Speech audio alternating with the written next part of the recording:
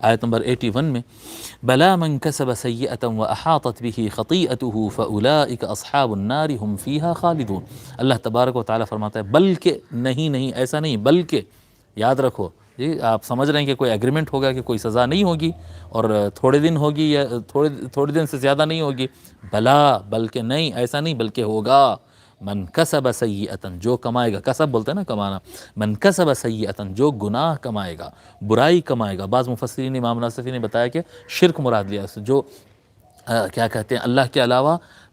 بتوں کی پوجا کیا یا اپنے نفس کی پوجا کیا، اپنے نفس کی پوجا کیا، مال کی پوجا کیا، دنیا کی پوجا کیا، بلا من کسب سیئۃ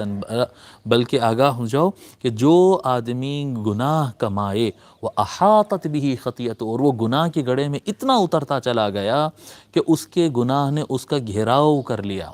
اس کے گناہ نے اس کا گھیراؤ کر لیا، یعنی گھیراؤ کر لیا مطلب یعنی اب وہ گناہ میں اتنا مگن ہو گیا اور مست ہو گیا، اب اس کو توبہ کا کوئی ڈر باقی نہیں رہا،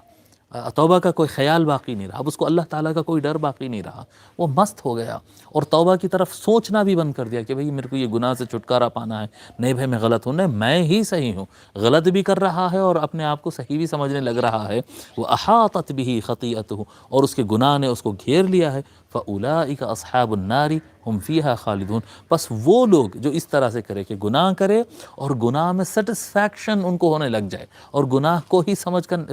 کیا کہتے ہیں گناہ کرتے ہوئے اللہ کے عذاب سے وہ بے فکر ہو جائیں اور اس میں مگن ہو جائیں، ایسے لوگ کے لیے فاولئک اصحاب النار، ایسے لوگ ہی جہنم والے ہیں،